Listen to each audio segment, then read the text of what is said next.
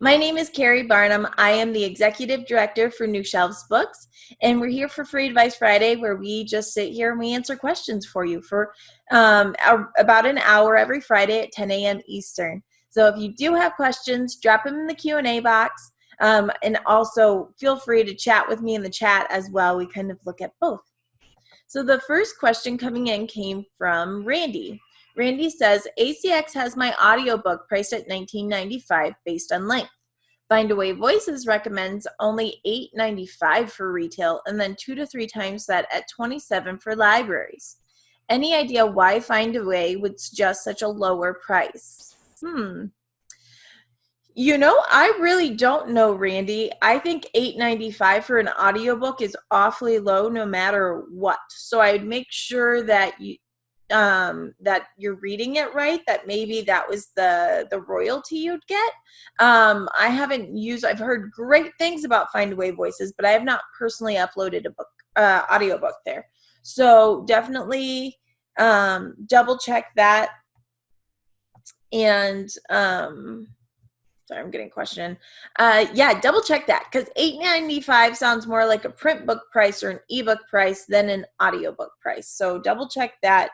I tend to go with ACX price of $19.95 for an audiobook. Is more in line with everything. All right.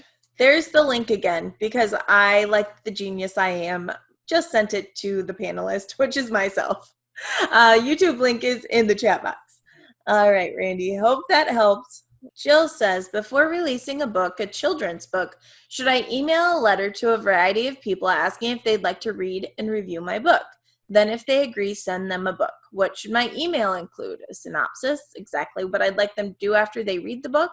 If I can't send people a book and ask them to post a review on Amazon or Facebook, how can I get reviews? So here's the thing. When you're doing a launch letter, it's absolutely helpful to have a launch team, Jill. It's helpful to have people that you know that you can ask for reviews, that you can ask for endorsements and input. And the best way to do that is, like you said, just an email. Tell them a little bit about your project, why you thought they might be interested, and then give them a download link. We do not need to send paperback or hardcover books to every single person we reach out to. Now, if this is someone really notable, if it is someone who has specifically asked for a paperback or a hardcover, sure. But everyone doesn't need a hardcover or paperback. It gets pricey, not just for the books, but for shipping. Invest in BookFunnel. I personally love, there's Book Connect as well, but this is a place where you can upload your ebook files and you just share a link and they can download ebook files in any format they like. They can do PDF, an EPUB for like iBooks, or a Mobi for Kindle. And it's all on a link. You can see how many people visited. You can have a download count. You can see, you can require email addresses. So using BookFunnel allows you to share that. And then what you do is you say, if after reading the book you enjoyed it, I would absolutely appreciate and love if you left a review online. Keep in mind, Amazon rules prohibit us from asking for reviews on Amazon. We cannot say, please read my book and go give me a 5-star review on Amazon. That's not kosher. Doesn't work. But you can say, please read my book. If you enjoyed it, please go leave a review online. Most people will automatically think of Amazon. A couple might think Barnes & Noble, Goodreads, that kind of thing, and that's fine. Those aren't going to hurt us. In fact, it's great to have reviews other places as well, but most people will automatically think to leave a review on Amazon. And that is how you start building up your reviews. Now, if you have a list of notable people that you want endorsements from and their names have some type of power or some type of connotation to them. So if I'm writing a children's book and I can get a review from a children's librarian, from a teacher, from a children's psychologist, if someone has a title that lends to their credibility, then absolutely, if they want a paperback or a hardcover, you send it to them and you ask them for a review that you can use as an endorsement. If they leave it on Amazon, great. But it's much better for those types of people, if they have some type of credibility that lends to their review, that you get it as an endorsement, that you can put on the back of the book, on the front of the book, that you can put in your editorial reviews. Those reviews, while they don't go into the hub of your starred reviews on Amazon, can count for a lot because people trust psychologists, people trust teachers and librarians. So you can use that in your marketing in other ways. And Joni is asking, what is the name of the other company? So it's Book Funnel, and I like them a lot. And there's also Book Connect. Book Connect is also a great platform. I haven't used it in, let's say, about a year. But what I like about Book Funnel, what kind of edged Book Funnel out from Book Connect for me, is Book Funnel has such great customer service, so that if someone cannot download a book, if they're having a hard time getting the Kindle over to their Kindle device, the Kindle book to the Kindle device, BookFunnel will handle it. They have full customer service. I'm not a tech person. I'm not anyone's tech guru, so I don't want to have to be helping Jane over in Nebraska upload a book to her Kindle. It's just not going to work well. So having BookFunnel take care of that is a huge perk from my end. All right. And again, if you have questions, drop them in the Q&A. Love to see those. And I am going to go in the meantime to a couple of emails that we got this week. And as a reminder, if you want to ask your questions ahead of time, or if you aren't going to be able to attend live, if you send your questions to questions@freeadvicefridays with an S at the end.com, those go to Amy and I, and then we answer them on Fridays for you. So then you can watch the replay on YouTube, which you're going to subscribe to. All right, so this one right here is a question about self-publishing, and this is from Pat from St. Louis. If publishing a children's picture book first to Amazon, don't do extended distribution, and then you go to Ingram Spark, how much time do you wait after submitting to Amazon to upload to Ingram Spark? And that's a really good question, Pat. And the answer is that when you're uploading, I always say that before pre-launch, you upload your book to both KDP and Ingram Spark. However, you don't make them live. You hold off on that. When you're ready to go live about 72 hours prior, you go directly to Amazon through KDP. You go to KDP and you make your book live. Once the book shows up live on KDP is when I activate Ingram Spark. Just keep in mind that if you do activate Ingram Spark to go live prior, it will immediately shift the book over to Amazon for pre-order. And pre-order isn't something we really recommend anymore. Unless you have thousands of orders you're expecting to get, pre-order is no longer a really great deal because those sales don't stack up and release on launch day. They just kind of filter in slowly. They don't do much for your ranking, and having your book hanging out on Amazon without a bunch of sales consistently tanks your ranking for when you're actually launching. So when you're doing a book and you're using both KDP and Ingram Spark, you upload to both platforms, but you launch and release your KDP, and then once it actually shows up and you have a sales link is when you go and activate your Ingram Spark and you approve that button as well.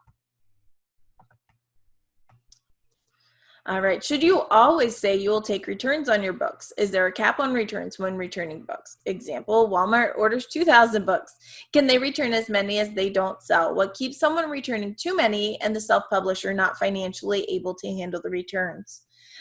Jill, yes, you should have your book returnable. And here's why. Yes, Walmart could order 2,000 copies of your book, and if they don't sell them, they return them. And that would stink, let's be honest. However, the chances of that happening are so low.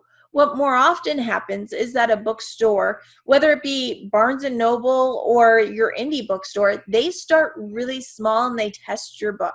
So they're testing, let's say, anywhere from 2 to 10 copies of your book. And if it doesn't sell, they may return them. However, most of the time they don't do that, because what they'll do, rather than go through the hassle of a return, they'll start dropping the book price down and they'll put it for sale and see if they can just break even and make their money back. If they can't, or if they have large stock, they may go and do a return. However, keep in mind, again, Walmart's not ordering 2,000 copies of your book unless it's already been a proven seller. Walmart, they expect you to be able to get out 1,000 copies a week if they have you in their stores. And if you're not doing that already, then they would never order that large of a quantity. And also, if you are selling on average 1,000 books a week and they do return 2,000 books, you're probably okay, let's be honest. So it very rarely happens. I won't say never, because I'm sure it has happened. However, it's very rare that a indie publisher or small author will get a large return, because it's just so rare that someone would buy that quantity of books unless those books are selling like hotcakes pretty much everywhere. Okay, let me see. Back to an email over here. All right, and we get this question all the time. So Jessie May sent us an email asking about a small publishing house or a vanity press and asking if they're trustworthy or not. Guys, we very rarely will give you a yes or no on a publishing company, and here's why. When you're working with a vanity press, when you're working with a publishing company, what works for you, what fits for you, may not work for the next person who comes along. Many people will use a vanity press or a hybrid press to get their book out. Now let's talk about the differences here. Self-publishing is where you do everything yourself. You're contracting out your formatter, you're doing it yourself. You're contracting out your cover designer, and you're doing it yourself. You're also paying for these services. And then when you go to publish the book, you do it yourself under your own publishing imprint with your own ISBNs. Okay, so that's self-publishing. You're literally doing it yourself. You're doing it for yourself. You're putting it up, and you remain in complete control. And this is why a lot of people do it, because they get to say, well, no one else took my book. I'm going to get my book out there, and I'm going to make all the profit, but you also take all the risk. Then there is traditional publishing. With a traditional publisher, whether it be a huge publisher or a small publisher, the author pays nothing, not a cent. The author gets paid for their story. The publisher will pay the author a sum, usually in advance, and it's called an advance, and that is what the author makes. And if after the book is launched, the publisher makes back that amount plus more in sales and royalties, after that amount has been earned back, the publisher would start to pay the author royalties. Let's be honest, that doesn't always happen, but that's okay, because the author was paid that advance sum in advance. I apologize about that. All right, so what happens then is that the author gets paid that way. And if the author is wildly popular, you know, if it's someone that's doing a lot of great things, then they will start to earn a royalty. Stephen King, he's getting royalties, probably that. Then there are vanity presses or hybrid publishers. This is a publisher where you pay to play. This is a company that you pay to publish your book. So instead of self-publishing, where you are doing the formatting, you're making the decisions, you are doing the cover, a hybrid or vanity press is a company that you work with, that you pay to do the work to publish your book. They are the ones who go out and find a formatter. They are the ones who find a cover designer. Yes, you have a lot of say in this. You generally get to say, I do like this, I don't like this, let's change this. However, in the end, almost always with a hybrid publisher, you are publishing under their name with their ISBN, and that gives them the control. So you're paying to publish your book, and then the hybrid publisher, the vanity press, has control of your book for distribution and sales. Certainly, you have some say and some control. Usually this comes with a contract, and depending on what your contract says, is how it works. More rare, however, it does happen. A vanity or hybrid press will do all of the production of your book, and then you can publish under your name and your ISBN. But again, this is paying to play. This is not traditional publishing. This is you paying to get your book published. So there's self-publishing, a vanity or a hybrid press, and then there's traditional publishing. And so when we get asked these questions all the time about vanity or hybrid publishing, my question is always have you Googled them? Have you simply done a Google search to see about their reputation? Have you checked the Better Business Bureau? And then the question after that is, what are your goals? If your goal is you just want your book published so your grandkids can read it, great. Maybe this is a really good option for you. If your goal is to be taken seriously in the publishing world, to have control of your marketing, your pricing, your distribution, hybrid press probably won't work because they're making profit off authors, not as much in the sales generally.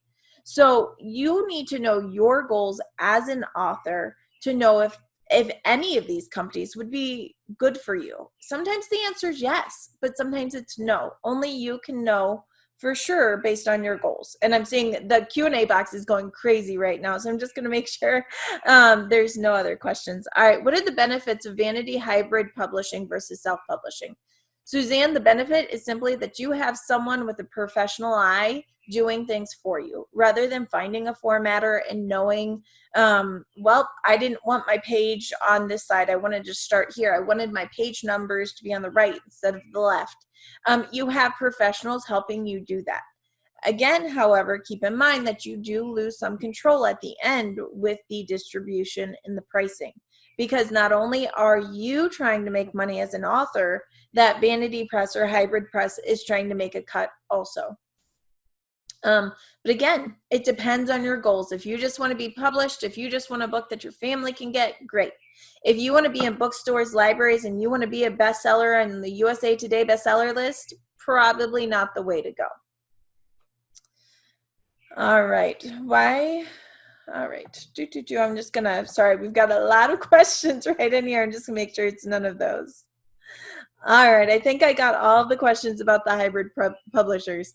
So do your research, guys. Do your due diligence. And that's the best I can offer you.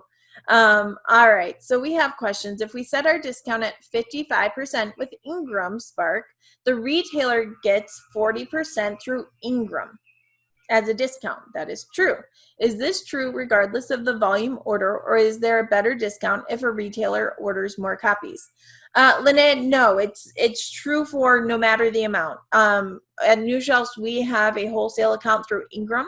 I can order 1 copy of a book at that discount, or I can order 50 copies. There's no volume discount. What it is that simply the distributor having the book is how you get the discount. So if you set your book price at 55% on Ingram Spark, the person ordering from Ingram Wholesaler will get a 40% discount no matter if they have 1 copy or 10 copies or 50 copies or 500 copies. It's all the same. All right. Why would you not recommend doing a wide distribution with Ingram Spark? What if your books are being directed towards teaching kids to read and it would help other kids in other countries learn to read? Is there any reason not to do a wide distribution? No. I would always do wide distribution, Jill, because otherwise, if you don't, you're only going to be on Amazon. And Amazon is great. Amazon has the bulk of the ebook orders in the US, and there's 42%, I think, of physical copies were sold on Amazon last year. However, there's a lot out there. There are other countries to hit. There are libraries, there's bookstores, schools. So I absolutely recommend that you take your paperback and hardcover distribution broad. And Ingram Spark is a great way for self-published and indie authors to do that. You put your book up on Ingram Spark. They print it, sell it over to Ingram at a discount, and then it gets into the Ingram wholesaler so anyone can buy it. And you can do the global connect. So your book is available, I mean, really a broad distribution internationally as well. I highly recommend that you do Ingram Spark for broad distribution. What I don't recommend is that you use KDP expanded distribution, because then you are giving part of your profit to Amazon, and you are, in essence, you're using KDP as the middleman and you're paying the middleman, and you don't control your discount and all of that. So I just recommend that you do KDP for Amazon sales and Ingram Spark for your own distribution worldwide and broad. Right. Is it correct that you should print your price on your hardback at Ingram Spark and not print your price on your paperback on Amazon? How much price difference should there be between a paperback versus a hardback? Jill, really good question. When you are putting your book up on Amazon, they do not allow you to have a priced barcode because prices are constantly changing. They don't allow it. They will cover your barcode with their own. Now, this is if you are using KDP. Of course, if you are going through, if you're selling through Seller Central or something like that, where you are shipping your own books, that's totally different. But for KDP, you cannot have a price-specific barcode on your book. Generally, I do no barcode, and KDP will make their own barcode, which is not price-specific. Keeping in mind that KDP puts their barcode on your book no matter what. And if you have your own barcode on there and it's not perfectly sized to where KDP is going to put theirs, they slap it to the side. I mean, it looks sloppy.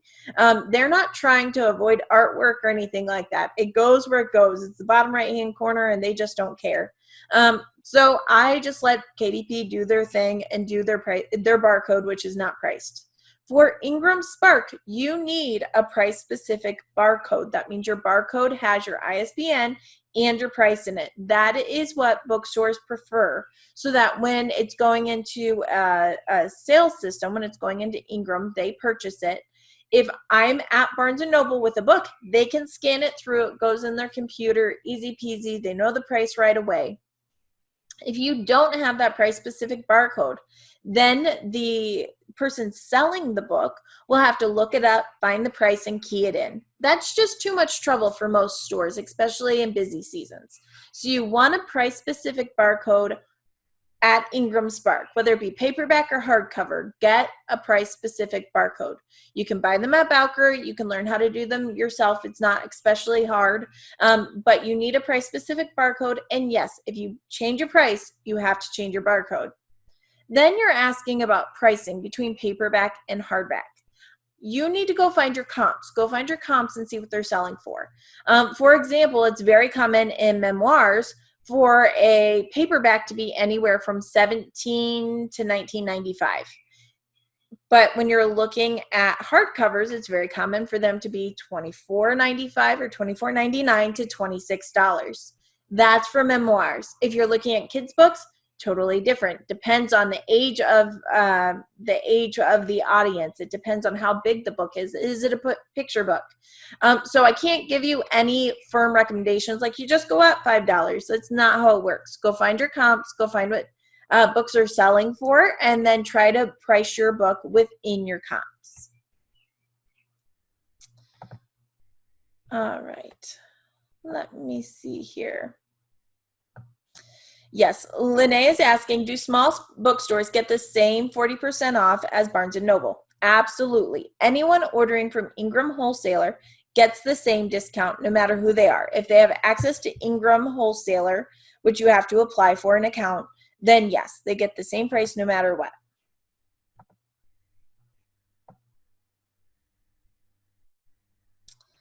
All right. Let me see here.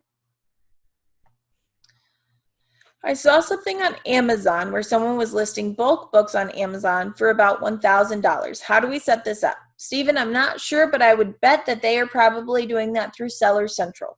And Seller Central is an account you set up and you pay per item sold. So they may be using Seller Central to put a listing of 50 books for $1,000, and then they're paying the 99-cent fee. I don't know, but that would be my guess if they're doing it through Amazon.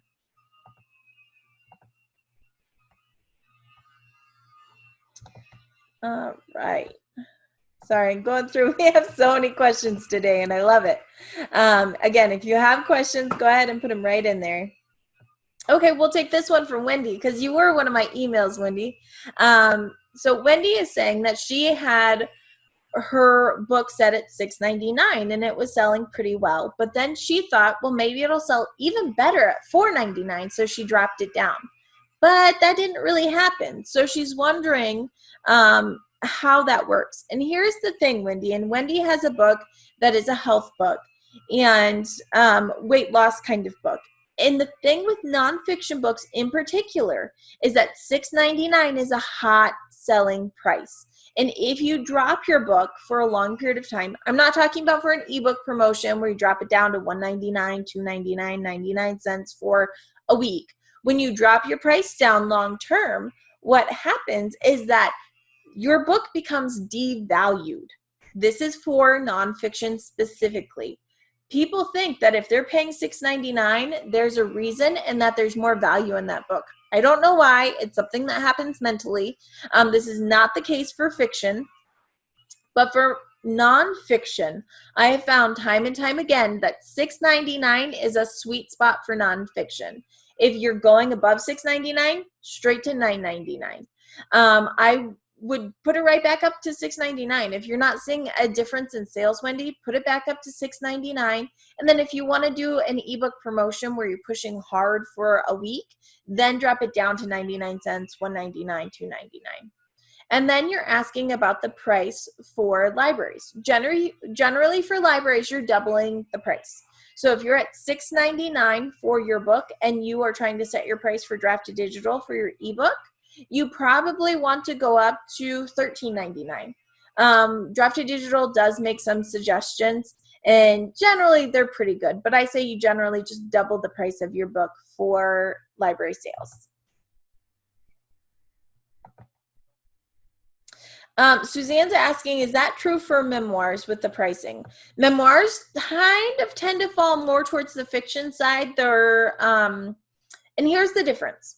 Memoirs and fiction are more easy reading. People are not expecting you to be trained and knowledgeable about a certain craft or a certain topic. They're more easy reads. And so people tend to like the price right there around $4.99 for those types of books.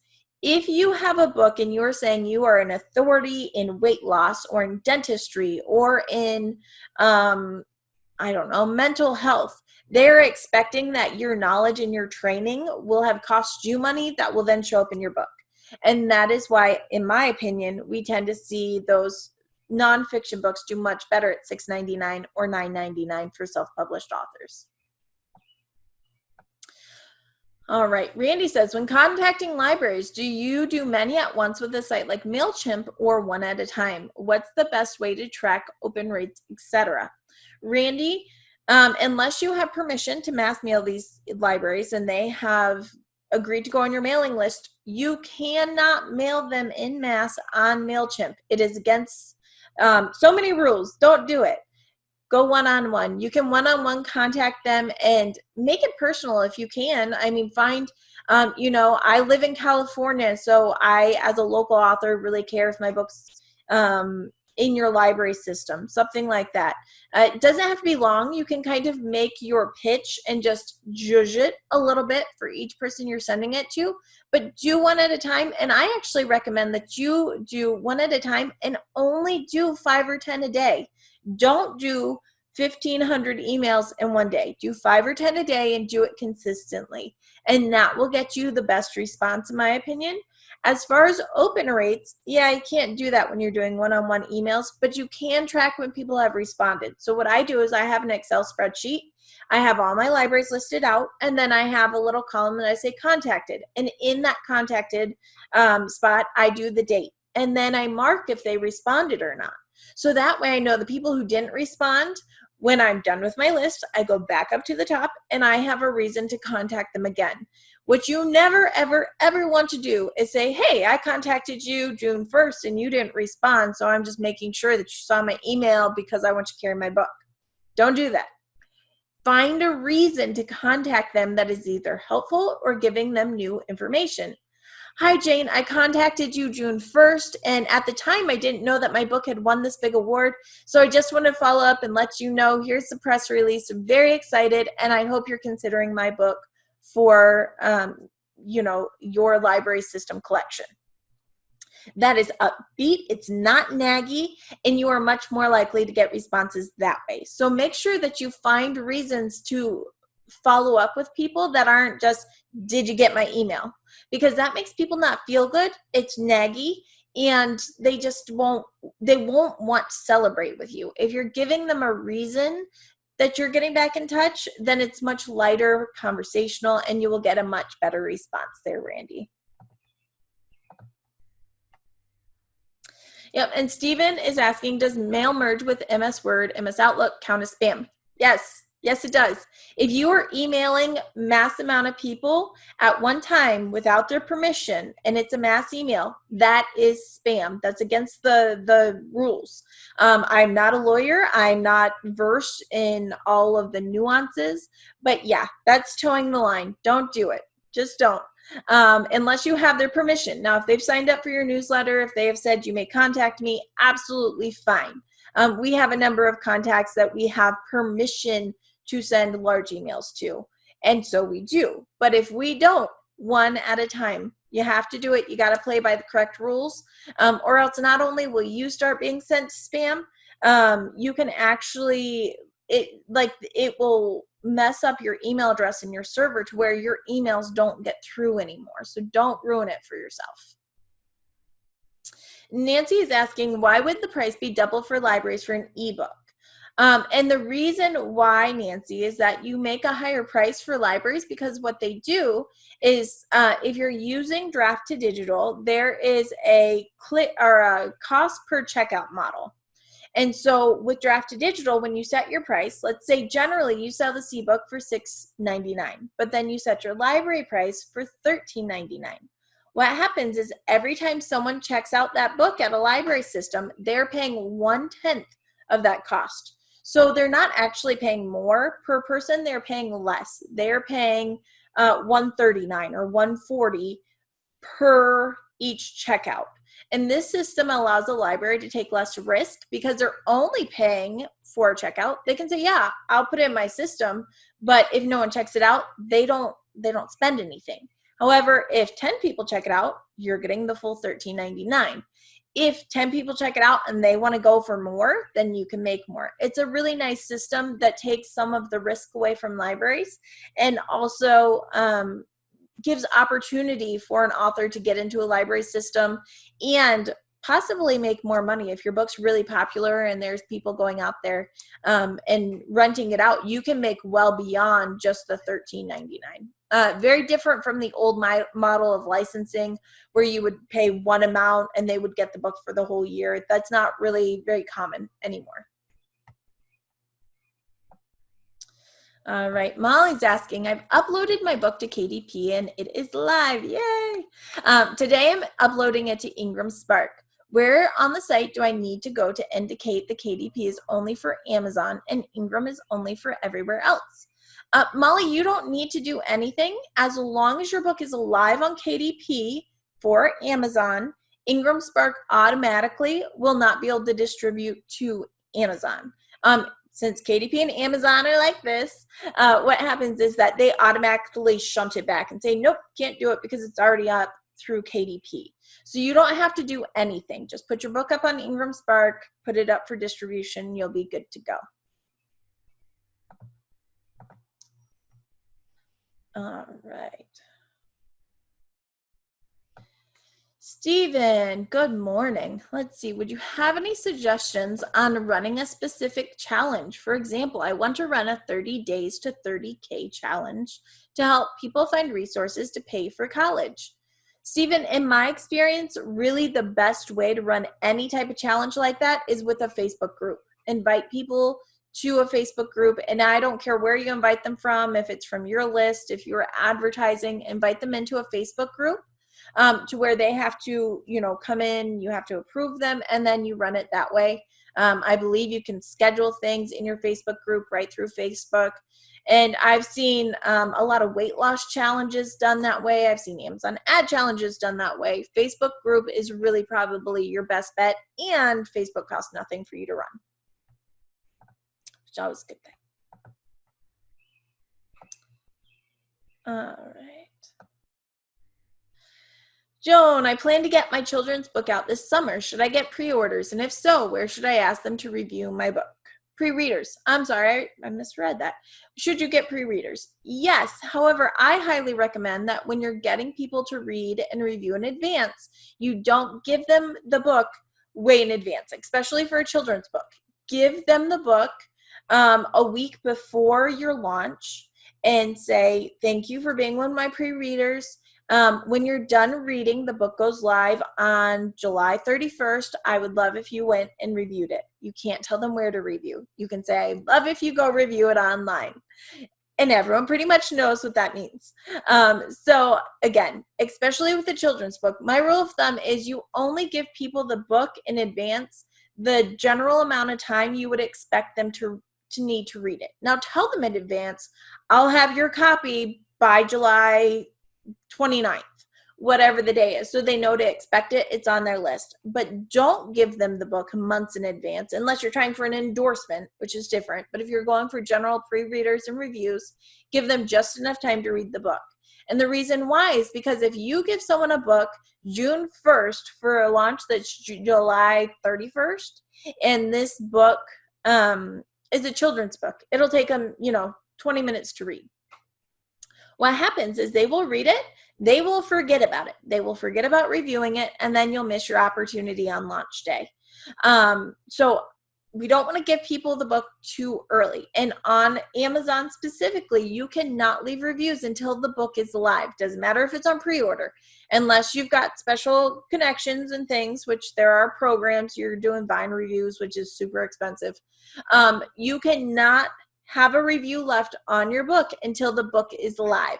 So don't do it too far in advance. A couple of days to a week for a children's book is my best guess.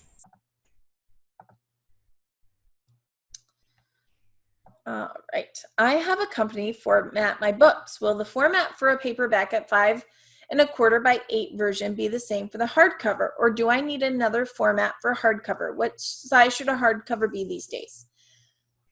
Victoria.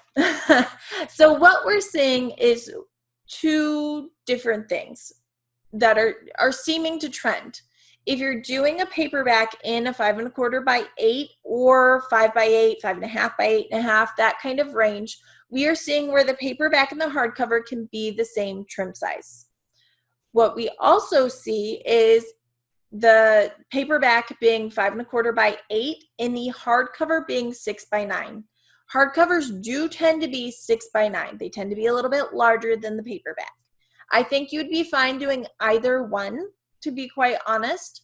But we tend to see from traditional publishers, they go to the 6 by 8. I do not think having a smaller hardcover would ding you in any way. It's kind of trending. I'm seeing, again, both ways. I think because people don't want two different trim sizes, but that's totally up to you. I don't think you can really go wrong as long as your paperback is the 5 1/2 by 8 or 5 1/4 by 8 and not 6 by 9. I think you're on the right track there. All right.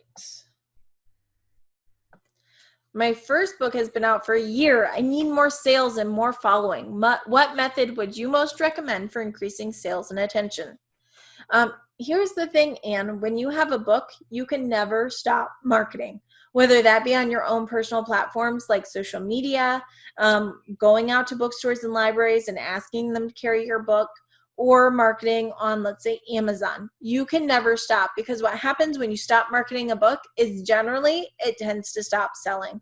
So I would say get yourself out there. Make sure that you're doing social media and talking about your book. Make sure that you're running a couple of Facebook ads about it, directing people to your website or to a sales page somewhere. Look into Amazon sponsored keyword ads. You have to get your book out there. Right now, it's not really a thing to do author events because everything's closed, but you can look into Zoom story times. If you have a children's book at a library, you can offer to do a Zoom book club. If you have an adult book, there are ways to get out there, but you have to find, number one, what you're comfortable doing, and number two, what you're able to do both time-wise and financially to market your book. But find something that works for you and market that book. Don't stop. Make sure that you're constantly doing something. My rule of thumb is 15 to 20 minutes per day, Monday through Friday, get yourself out there and market your book and build your platform somehow, some way, whether that be connecting on social media or setting up ads. You have to do something if you want your sales to keep going.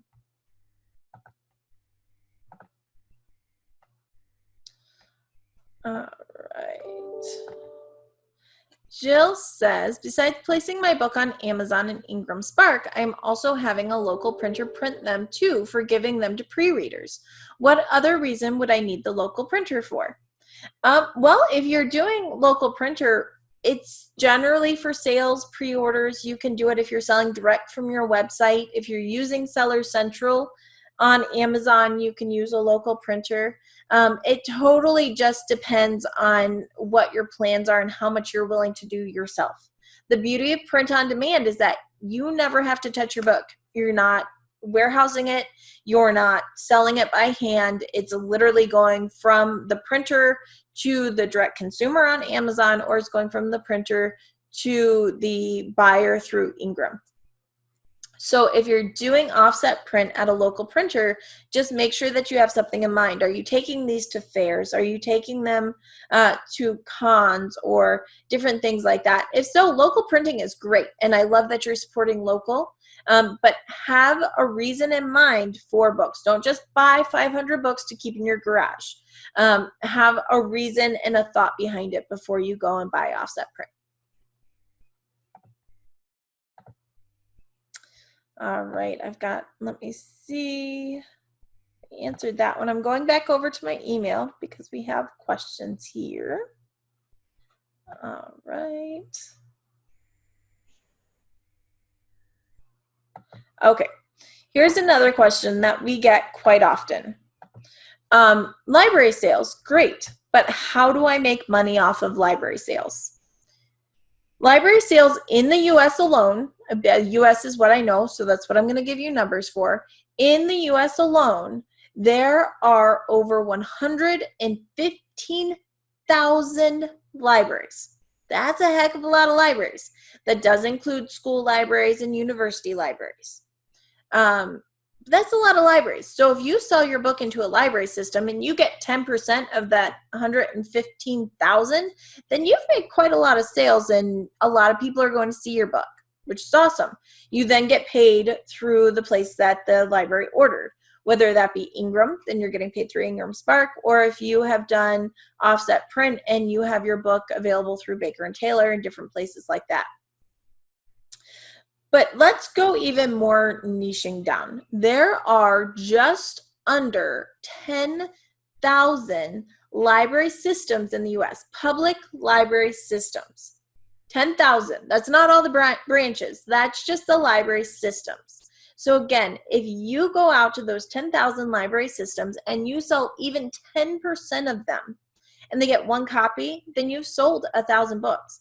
Let's say because they have, I don't know, 50 branches each in each system, then maybe they're buying 2 or 3 copies. Well, you've sold 2,000 or 3,000 copies of your book. More than that, you are getting constant marketing simply by being on a library shelf, because more people visit libraries than bookstores. I'm going to say that one more time because it's true. In 2019, more people visited a library than they did a bookstore. So constantly when people are coming into that library, they're browsing the shelves and they see your book, that is constant marketing. And it not only does it not cost you anything, but they paid you for your book originally. It's a pretty good deal. And if your book has any type of like seasonal opportunities or a reason to go on one of their displays, you have more opportunities. And if someone sees your book, what sometimes happens is they say, oh, I see this book looks pretty good. I'm not going to rent it today. I'm going to go home. But then at 11:30 on Tuesday night, when I finished the thriller I was reading, I'm like, man, I'm not tired. Wish I had another book to read. Oh yeah, I remember Anne's book that I saw at the library. And I'm just going to look it up on Amazon and I'm going to buy it on my Kindle and read it right now. So again, it's that marketing that turns into a sale later. Don't overlook libraries. I think they are one of the most missed opportunities, not only for indie publishers, but also for traditional publishers. There's a huge market and opportunity in libraries, so don't miss it. Let me see here.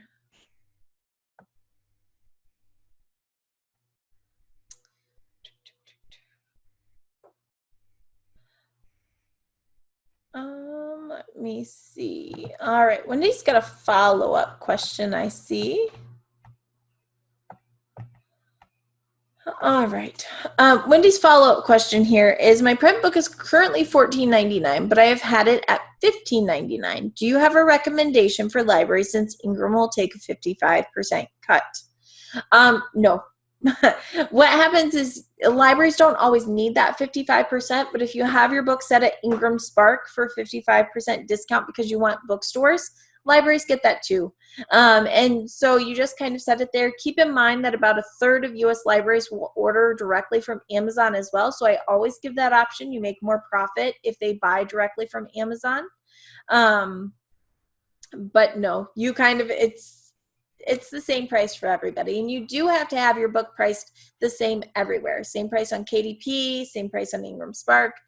You cannot adjust your price to account for the discount. I've seen that before where someone has their print book at $8.99 on Amazon, and then because they know they have to give a discount at Ingram Spark, they raise the price to like $15.99. Not only is that not legal, it doesn't work.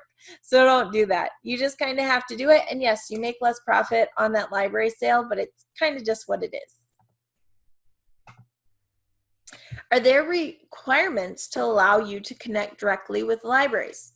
Not really, Anna. You just have to go and find them and contact them. The thing that I was talking about earlier is you don't want to mass contact them if you don't have permission. And that's talking about one email going out to 1,000 libraries. If you don't have permission to do that, don't do it. Contact them one-on-one. You can call them, you can email them. We tend to find that librarians do appreciate when we email because they're busy people and they can read it as they wish rather than getting a phone call.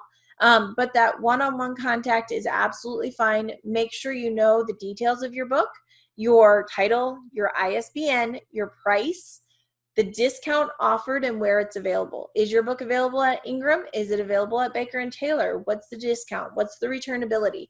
You need to know these things before you contact a library because they will want to know. And absolutely make sure you have your ISBN handy because that's how they will look it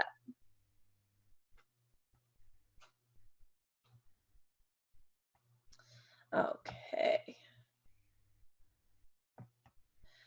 All right. I know children's paperback reading books are very competitive, especially when you're running up against a Scholastic Books. Yep. They're running from $4.99 to $5.99. With the print cost and given 55% to Ingram or Amazon, it's hard to be competitive with them.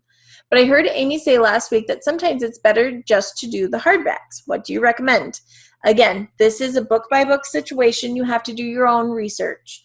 Generally, just doing hardback is best if you have a book meant for a young audience. If it's meant for, let's say, 6 and under, hardback only can be a great option because generally those kids are rougher with those books. If you have a picture book that is meant for younger kids, hardback only may be a great option. But you have to know your book. You have to know your audience to answer that question. I'm getting quite a few questions about pricing. And again, guys, I can't give you a blanket pricing option because you have to go do the research for your book and your comps. Just because it's a children's book doesn't specifically let me know your comps. So you have to go do your own research. Go get on those bestseller lists, get on Amazon, get on Scholastic Books, check out the books, find something that's similar to yours in the same genre, and then start checking out the pricing. That's how you will know how to price your books. All right. Right now with COVID, how would you suggest contacting libraries to offer a free virtual event? Is there a way to be of service? Well, I've heard time and time again from librarians that right now they are really looking for online events that they can offer to their patrons. They're not able to have all of the events in person. So online book clubs, online webinars that are not selling things but are offering free information. Tutorials, how to.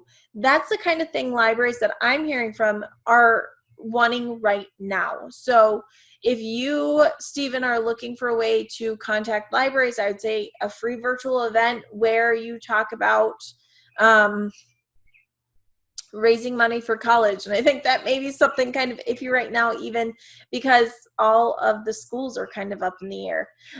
But you find something you can do online or offer online, and that's what I'd be pitching right now. And you go to the libraries you think would need it, and you email them or you call them personally. Make it personal. Don't do a blanket statement, because I think that's what's going to work best for you right now.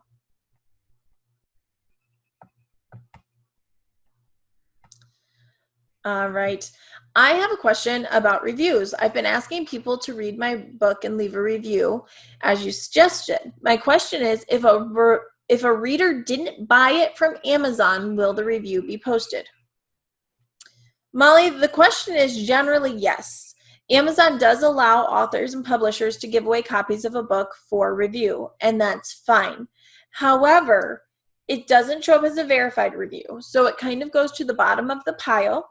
And if that reviewer in any way mentions you personally, says, oh, I grew up with Molly, and so I love her writing, here's her book, that will probably not get posted. It's totally at Amazon's discretion. And what Amazon is trying to do is make sure that their reviews are solid, that they're not being played by a system. And so when doing reviews, what happens is that if you have a connection personally to someone, Amazon may not post a review. However, if someone you don't know in Tallahassee gets a copy of your book for free and reviews it just as a third party, absolutely it can go up.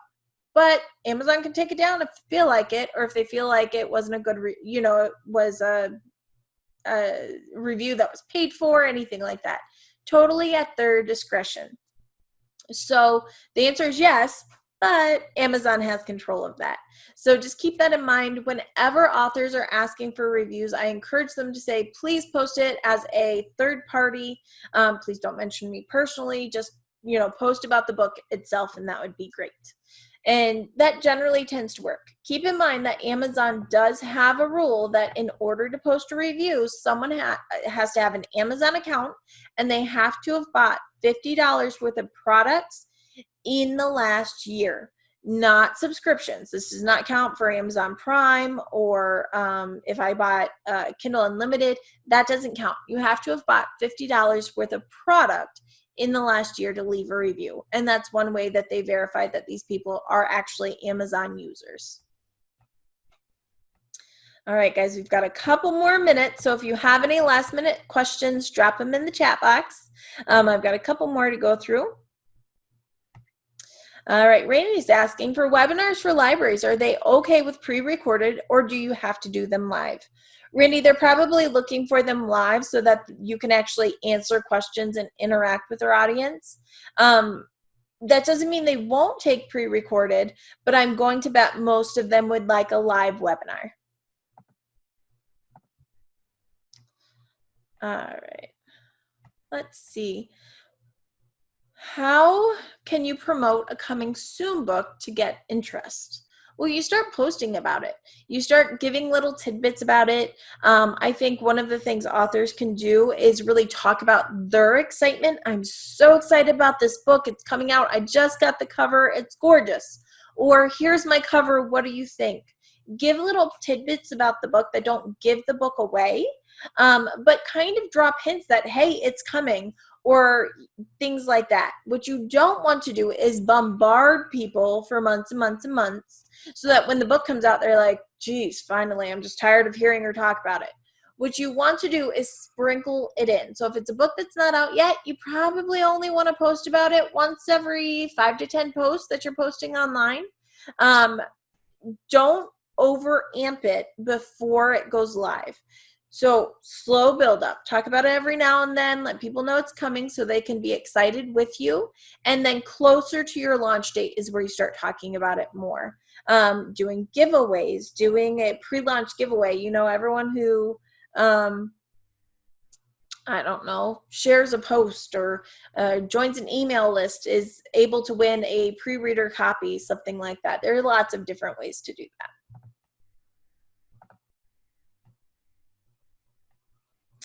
What do you think of publishing on Barnes & Noble as well as Amazon and Ingram Spark for your self-published book, or is it necessary? Pat, I don't think there's anything wrong with it. I think it's just fine. However, I tend to skip it because honestly, it's easier. Ingram Spark will sell your book over to Barnes & Noble for their web orders. And if Barnes & Noble wants to buy a copy of your book, they can go ahead and get it from Ingram Wholesaler. So I tend to skip it just because I already use KDP for Amazon, Draft to Digital for broad ebook distribution, and Ingram Spark for wholesale distribution. And so I already use those three. I tend to just let Ingram Spark take care of Barnes & Noble rather than going to one more spot. But again, it's up to you personally and what you want to do and what works out for you. All right, we've got just a couple more minutes, and I'm going to remind you guys that we do have replays of our Free Advice Fridays. We do them every single Friday at 10 a.m. Eastern, and we have replays, but our YouTube channel has moved. So if you have not subscribed to our new YouTube channel, I'm going to drop it in the chat. Please do that. If you are watching this somewhere else and you cannot see my chat, if you go to freeadvicefridays.com, we have a YouTube button. Click on that and subscribe. Please, please, please subscribe. We can't name our YouTube channel till we get to 100 subscribes.